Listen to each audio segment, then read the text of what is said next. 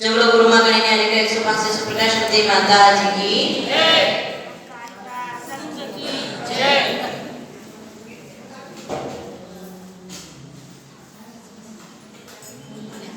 सम्यक् ज्ञान चरित्र लक्षण धरा दत्ताष्ट कर्मे धना भूतानागत वर्तमान समये तेभ्यो जिनेभ्यो नमः तेभ्यो जिनेभ्यो नमः तेभ्यो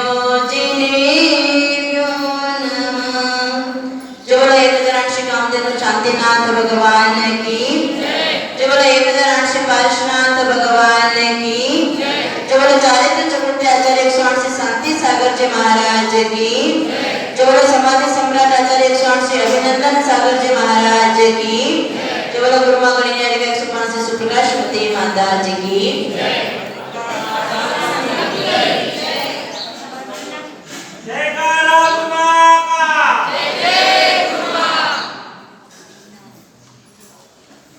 कल से अपनी बात चल रही है कि इंसान को अपने जीवन में अच्छे गुणों को प्राप्त करना चाहिए, प्रयास करते रहना चाहिए कि हमारे में कुछ ऐसे गुण हो जिससे बाकी लोग हमें पसंद करें, हमें अच्छा लगे। और उन गुणों की चर्चा करते हुए कल अपनी बात हुई थी कि एक तो वेल एजुकेटेड बनो, दूसरे नंबर पर वेल रिपोर्टर बनो, और आज बात करेंगे कि वेल सपोर्टर बनो। सपोर्टर का मतलब समझते, सहायक मददगार बनो। सपोर्टर की जब बात आती है तो एक इतिहास का एक कथानक याद आता है। आप सभी भी जानते हैं, सनातन रामायण भी आपने देखी हुई है अपनी आंखों से, टीवी के माध्यम से, और कुछ लोग ऐसे भी हैं जिन्होंने जैन रामायण भी पढ़ी है। और उस कथानक में जब राजा दशरथ अपने संसार से विरक्त हो गया, जब उसे संसार में कोई रस नजर नहीं आने लगा, तब उसने विचार किया कि मुझे अपने आत्मा का कल्याण करना चाहिए। उसके लिए क्या किया जाए? जो राज्य का भार है उस भार को किसी न किसी पर सौंपना होगा, तब जाके मैं अपने आत्मा का कल्याण कर पाऊंगा। और ऐसा सोच विचार कर देखा कि किसको सौंपा जाए राज्य का भार, जो प्रजा को हर हाल में सुखी रख सके, खुश रख सके, ऐसा योग्य कौन? और नजर दौड़ाई, विचार किया तो 4 पुत्र थे उसके। उन्होंने देखा कि रामचंद्र जी बड़े योग्य पुत्र हैं, योग्य है, विद्वान है, समझदार है और ज्येष्ठ भी है। और संसार की रीति चली आई है, आपके भी संसार में जब किसी पिता को कुछ हो जाता है तो पगड़ी किसको बांधते हैं? ज्येष्ठ को। बड़े पुत्र को पगड़ी बांधा करते हैं, सारे परिवार का भार बड़े पुत्र को दिया जाता है। तो राजा दशरथ ने भी विचार किया कि मुझे आत्म कल्याण के मार्ग पर जाना है तो राज्य का भार ज्येष्ठ पुत्र को दिया जाए, क्योंकि वो योग्य भी है और योग्यता के साथ साथ नीति भी यही है और रीति भी यही है। और उन्होंने पूरे नगर में घोषणा करवा दी कि राजपुत्र रामचंद्र जी का राज तिलक होगा, राज्याभिषेक होगा। और जैसे ही ये बात पूरे नगर में फैली, लोगों में फैली, तो लोगों को बड़ी खुशी हुई कि राजा ने अच्छा विचार किया, योग्य पुत्र को राज्य देने का विचार किया है, बहुत ही नेक विचार किया और पूरे नगर में उत्साह भर गया, खुशियां छा गई। और जब पूरे नगर में बात फैली तो निश्चित ही राजमहल में तो फैली ही थी। और ये बात उड़ती उड़ती किसके पास पहुंची? मंथरा के पास पहुंची। बड़े समझदार। मंथरा के पास पहुंची और कल अपनी बात हुई थी कि मंथरा ने क्या किया? रिपोर्ट गलत रिपोर्टर बनी वो। और जब मंथरा के पास ये बात पहुंची कि रामचंद्र जी को राजा बनाया जा रहा है, तो उसके विकारों ने, उसके द्वेष के परिणामों ने पूरी कहानी को उल्टा दिया। वो पहुंच गई उसकी रानी के पास, कैकेयी के पास, और जो बात जैसी थी वैसी नहीं, दूसरा रूप लेकर रानी को सुना दिया, गलत रिपोर्टिंग का काम किया कि कैकेयी तेरे पुत्र का क्या अस्तित्व है, तेरा क्या अस्तित्व है, सब कुछ राम को दिया जा रहा है, राम को महत्व दिया जा रहा है, तेरा कोई अस्तित्व नहीं क्या? और अगर राम राजा बन गया तो तुझे कोई पूछने वाला नहीं। और कभी कभी समय बुरा होता है तो गलत बात तुरंत दिमाग में घुस जाती है। कैकेयी को बात घुस गई कि मंथरा सच कह रही है कि मेरा क्या अस्तित्व रहेगा, दशरथ तो दीक्षा ले लेंगे, चले जाएंगे वन में, और इसके बाद मुझे कौन पूछेगा? और तुरंत त्रिया चरित्र का रचा गया। और ये सब शिक्षा किसने दी? मंथरा ने।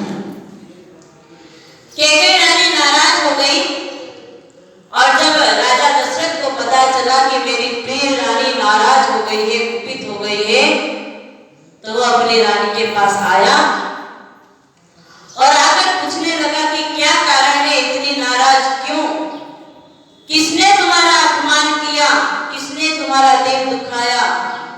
तुरंत उसका नाम बताओ, मैं उसको सजा देता हूं। और तब रानी कहती है कि किसी और ने मेरा दिल नहीं दुखाया, किसी और ने मुझे कोई ठेस नहीं पहुंचाई, मुझे तकलीफ है तो आपसे है। और तब राजा दशरथ कहता है कि मैंने क्या किया? तुम जो कहो वो मैं करने के लिए तैयार हूं। और तब रानी कहती है कि कुछ और नहीं चाहिए मुझे, आपने मुझे कुछ समय पहले कुछ वचन दिए थे, कोई वरदान जो आपके पास मेरे धरोहर है, और आपने कहा था कि जब मांगोगी तब दे दूंगा। आज समय आ गया है उन वचनों को पूरा करने का। और तब राजा खुश था, उसका दिल, क्योंकि वो उन सब चीजों से निवृत्त होने की तैयारी में लगा था। और तुरंत उसने कह दिया कि मांगो, क्या मांगना है? मैं कोई भी अपना वचन कर्ज लेके नहीं जाना चाहता, सारा कर्ज उतार के जाना चाहता हूँ। क्या चाहिए तुम्हें? बोलो, मुंह खोल के बोलो, जो कहोगी वो मैं दे दूंगा। और तब रानी क्या मांगती है? मुझे और कुछ नहीं चाहिए, आपने मुझे कहा था और इसलिए मैं मांग रही हूँ, मुझे भरत को राज्य चाहिए, भरत का राज्य चाहिए। और जैसे ही कैकेयी के मुंह से ये बात सुनी तो राजा पानी पानी हो गया, क्योंकि अगर भरत को राज्य देता है तो नीति के विरुद्ध होता है। ज्येष्ठ पुत्र और योग्य पुत्र को छोड़कर छोटे पुत्र को राज्य नहीं दिया जा सकता। और अगर कैकेयी के वचनों का पालन नहीं करता है तो क्या होता है? वचन भंग का दोष लगता है। जो वादा किया था वो वादा तोड़ने का दोष लगता है। क्या करे? इसीलिए महानुभाव कहते हैं 3 कंडीशन में 3 कार्य कभी नहीं करने चाहिए। 3 परिस्थिति में कभी 3 कार्य नहीं करने चाहिए। पहला, अगर आप बहुत गुस्से में हो, तेज गुस्सा, बहुत ज्यादा क्रोध आपको आ गया है, तो किसी को, सामने वाले को तुरंत जवाब, रिप्लाई मत करो। गुस्सा आ गया हो, आपके दिल में भरा हो, आक्रोश आ गया हो, लेकिन तुरंत जवाब देने का काम कभी मत करो, क्योंकि अगर गुस्से में दिया गया जवाब बहुत भारी पड़ता है। कुछ लोग कभी कभी कहते हैं मेरे मन में ऐसे भाव नहीं थे, वो तो मुझे गुस्सा आ गया इसलिए मैंने बोल दिया। अक्सर लोग ऐसा कहा करते हैं कि मेरे मन में ऐसे कोई भाव नहीं थे, मैं ऐसा चाहता नहीं था, लेकिन मुझे गुस्सा आया, गुस्से के खातिर मैंने ऐसा बोल दिया। अब आप बताइए आपके भावों को कौन देखता है? यहाँ तो पकड़ में क्या आते हैं? शब्द पकड़ में आते हैं। और जब गुस्से में रिप्लाई दिया जाता है, गुस्से में जवाब दिया जाता है, तो कई बार परिवार टूट जाया करते हैं। इसीलिए किसी अच्छे विचारक ने कहा है कि जब बहुत क्रोध आ रहा हो, बहुत गुस्सा हो, तब कोई रिप्लाई मत करो, मौन हो जाओ और उस जगह से हट जाओ। जब गुस्सा ठंडा हो जाए, और निश्चित है कोई भी परिस्थिति ज्यादा समय तक नहीं रहती। आप अगर गुस्से में भी है तो वो गुस्सा, अगर आप अच्छे सम्यक दृष्टि मंद कसाई है तो 48 मिनट के अंदर आपका गुस्सा उतर जाएगा। नहीं तो कैसा भी गुस्सा परवान चढ़ा हो, 2-4 घंटे में तो वो धीरे धीरे उतर ही जाता है। तो कभी भी गुस्से में आकर किसी को जवाब नहीं देना। दूसरे नंबर की कंडीशन है, जब आप तनाव में हैं, डिप्रेशन में हैं, तब कोई निर्णय नहीं लेना, कोई डिसीजन नहीं लेना, क्योंकि तनाव और डिप्रेशन की स्थिति गलत डिसीजन हो जाता है। आपने देखा कि अक्सर लोग आत्महत्या कर जाते हैं। आत्महत्या क्या है? डिप्रेशन की स्थिति में लिया गया डिसीजन है। इसीलिए जब कोई आपको निर्णय करना है किसी चीज का, आपको मंजिल तक पहुंचना है, कोई बात का फाइनल करना है और आपका माइंड स्थिर नहीं है, शांत नहीं है, तो आप निर्णय मत लीजिए, उसे अगले दिन पर डाल दीजिए कि जब मेरे दिमाग का तनाव कम होगा, जब डिप्रेशन से बाहर निकलूंगा, तब इस बात का निर्णय लूंगा। उस समय निर्णय लेने की गलती कभी भी मत कीजिए। और तीसरे नंबर की कंडीशन है, जब आप बहुत खुश हो, किसी पर बहुत प्रसन्न हो जाओ, तब कोई वादा नहीं करना, क्योंकि जब इंसान खुश होता है और खुशी के मारे पागल हो जाता है तो कहता है कि मांग, क्या मांगना है तुझे, और ऐसा बोला कि नहीं, इंसान फंस जाता है। आप बहुत खुश है, बहुत प्रसन्न है किसी से, लेकिन उस समय कोई भी वादा मत कीजिए। इसीलिए कहते हैं कि पुरुष की कमजोरी क्या है? अगर पुरुष को उसकी बुद्धि की और उसकी पराक्रम की प्रशंसा की जाए तो पुरुष बहुत खुश हो जाता है, और इतना खुश हो जाता है कि क्या चाहिए तुम्हें तुरंत बोलो। हमारी महिलाओं को अगर कोई अच्छी साड़ी चाहिए, कोई अच्छा गहना चाहिए, तो ये यही काम करते हैं पुरुष को खुश करने का। जैसे ही शाम को पुरुष घर आया, आप कितने अच्छे हो, आप कितना अच्छा परिवार चलाते हो, उनकी प्रशंसा में लग जाते हैं। तो पुरुष की कमजोरी है कि उसकी बुद्धि की और पराक्रम की प्रशंसा की जाए तो पुरुष खुश हो जाता है, और खुशी के मारे अपना वचन दे देता है, क्या चाहिए तुम्हें मांग लो, कह देता है। और स्त्री की कमजोरी है कि स्त्री की सुंदरता की अगर प्रशंसा की जाए तो स्त्री खुश हो जाती है, वाह क्या लग रही हो आज, खत्म, सारा गुस्सा एक तरफ हो जाता है। और इसीलिए कहते हैं कि जब कोई तुम्हारी प्रशंसा करे और एक लिमिट की प्रशंसा हो तब तक तो ठीक, लेकिन लिमिट से बाहर प्रशंसा की जाती है तो संभल के चलना। आज जो हमारे लड़कियों की स्थितियां बिगड़ती जा रही है, आए दिन कभी भागने के केस तो कभी रेप के केस, बहुत सारी ऐसी दुर्घटनाएं घट रही है। उसके पीछे कारण क्या है कि सौंदर्यता की प्रशंसा उनसे की जाती है और वो उनके बहकावे में आ जाती है और वही दुर्घटना घट जाती है। इसीलिए जब कोई ज्यादा प्रशंसा करना लगे तो समझ जाना यहाँ दाल में कुछ खाना है। सामने वाले की कोई ना कोई अपेक्षा है, तब जाके इतनी प्रशंसा कर रहा है। और ऐसा समझदारी से चलोगे तो दुर्घटनाओं से बचते रहोगे। वही स्थिति राजा दशरथ के साथ हुई कि जब वह खुश हुआ कैकेयी ने किसी समय में राजा की मदद की थी और उस मदद के बदले में राजा ने कहा था वर मांगो, और कैकेयी ने होशियारी क्या की थी कि मेरे वर आपके पास धरोहर में हैं, और वो धरोहर में दिए हुए वर जब इस समय मांगे तो राजा के पसीने पसीने छूटने लगे कि अब क्या करूं, बड़ी दुविधा में फंस गया हूं, बड़ी मुश्किल में आ गया हूं, क्या करूं। अगर इसके वचन पूरे करता हूं तो नीति के राजा, नीतिवान राजा नहीं कहलाता हूं, और अगर नीति से चलता हूं तो इसके वचनों को तोड़ता हूं, आखिर में क्या करूं।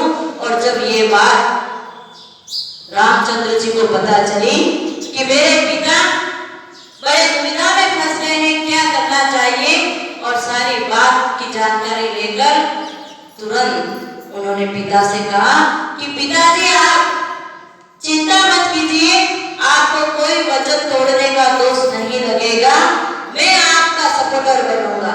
कौन सा? Well supporter. मैं आपका वेल सपोर्टर बनूंगा, आपको चिंता करने की जरूरत नहीं है। न कोई आप पर उंगली उठाएगा, न कोई आपकी नीति पर उंगली उठाएगा, न कोई आपके वचन पर उंगली उठाएगा। आप चिंता मत कीजिए, आप भरत को राज्य दे दीजिए, अपना जो वचन दिया हुआ है उसको पूरा कीजिए, मैं वन को चला जाऊंगा। अगर रामचंद्र जी अपने पिता के वेल सपोर्टर नहीं बने होते तो ये वचन क्या दशरथ पूरा कर पाते? नहीं कर पाते। कितने वो प्रयास कर लेते, या तो वचन पूरा नहीं कर पाते, या आपस में परिवार में झगड़ा हो जाता। लेकिन वेल सपोर्टर कौन बना? रामचंद्र जी बने।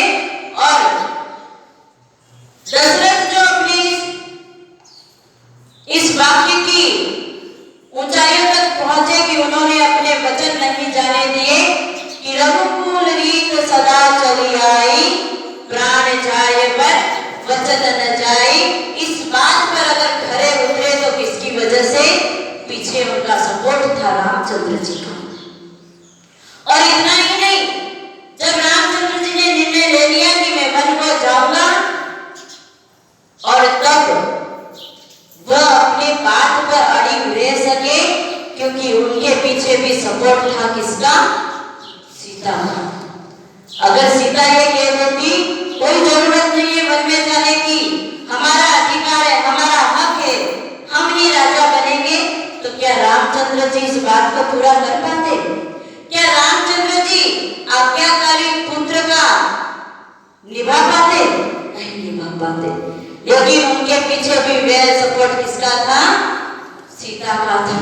उन्होंने सपोर्ट किया कि कोई बात नहीं, वन में जाना है, मैं आपकी सपोर्टर हूँ, मैं आपके साथ वन में चलूंगी, आप चिंता मत कीजिए। और रामचंद्र जी के पीछे पीछे और कौन चल दिए? लक्ष्मण चल दिए।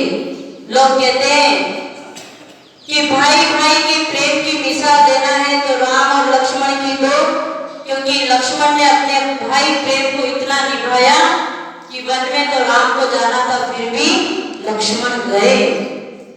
लेकिन महानुभावों, ये दुनिया, ये संसार, ये जगत नींव के पत्थर को भूल जाता है। वो नींव का पत्थर उस समय लक्ष्मण की पत्नी उर्मिला बनी। अगर उर्मिला ने रोक दिया होता लक्ष्मण को, बांध दिया होता कि आप नहीं जा सकते, बड़े वैसे भी राज्य राम को मिलना था, लक्ष्मण को तो मिलना नहीं था, वैसे भी राज्य राम को मिलना है, और वो वन में जा रहे, तुम्हें जाने की कहा जरूरत है, तुम नहीं जाओगे, ऐसी बाधा उर्मिला ने पैदा की होती तो लक्ष्मण अपने भाई के प्रेम को भी नहीं निभा पाता। लेकिन उर्मिला नींव का पत्थर बनी और उसने कहा कि आप जाइए, अपने भ्रातृत्व प्रेम को निभाइए, मैं आपके सपोर्ट में हूँ, आपकी बाधक कभी नहीं बनूंगी। और इसकी जगह उर्मिला की जगह आप होंगे तो जा रहे तो जाने दो, अपने क्या काम है। चुपचाप बैठ जाओ घर में। दो डांट लगा के पति को हाथ खींच के घर में कमरे में बिठा देते।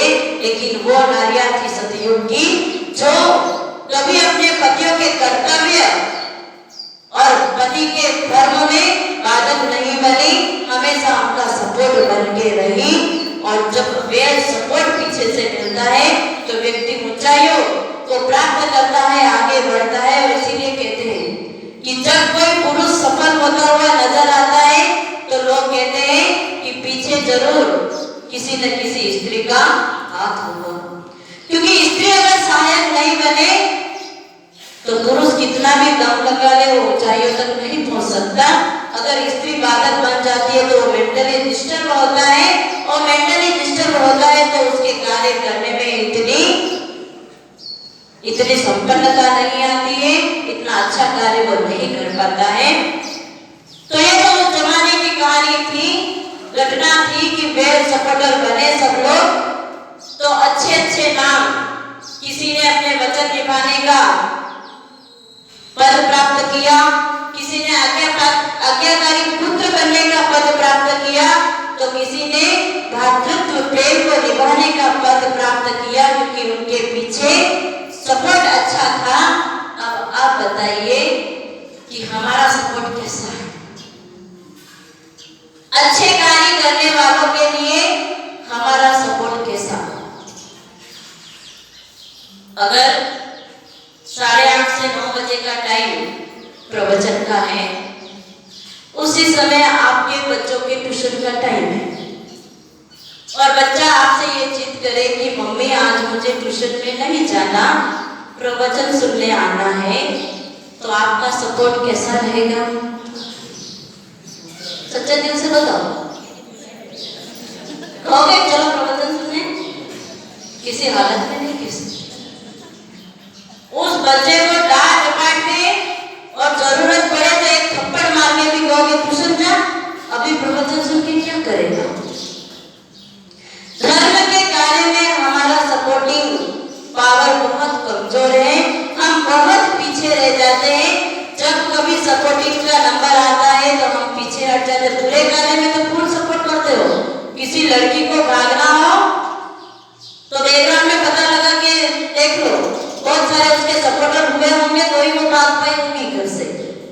लेकिन अगर आपकी लड़की कहे कि ये माता जी का संग मुझे जज गया है, मुझे इनके साथ जाना है, दीक्षा लेनी है, तो आपका सपोर्ट मिलेगा उसको? किसी काल में नहीं मिल सकता। तुरंत आप कहोगे कि कोई जरूरत नहीं है, और उदाहरण क्या देते हो, बात क्या समझाते हो? साधु मार्ग में कष्ट बहुत है, बहुत तकलीफ है, बहुत पीड़ा है, जाने से क्या फायदा, सारे मजे खत्म हो जाएंगे तुम्हारे। लेकिन मैं पूछती हूँ, शादी करके तुम्हारे मजे खत्म हो गए, उसका अनुभव है कि नहीं तुमको? कितना अच्छा अनुभव है कि शादी के बाद जिंदगी खत्म हो गई है, लेकिन फिर भी धर्म कार्य में जब सपोर्ट की बात आती है तो आप पीछे हट जाते हो। जब गृहस्थ में माता पिता निवृत्त हो जाते हैं और उनके भाव बनते हैं कि हमें अपना समाधि मरण सुधारना है, साधु संतों के पास जाना है, तो भी इस कार्य में भी आप बाधक बन जाते हो। और लोग क्या कहते हैं, तुम संग में जाओगे, साधु के पास जाओगे, तो लोग क्या कहेंगे कि बेटा बहू ने रखा नहीं होगा, अच्छे से रखते नहीं होंगे, इसीलिए नहीं जाना, हमारा नाम खराब होता है। और कई कई माता पिता भी इसीलिए रुक जाते हैं कि बच्चों का नाम खराब होता है।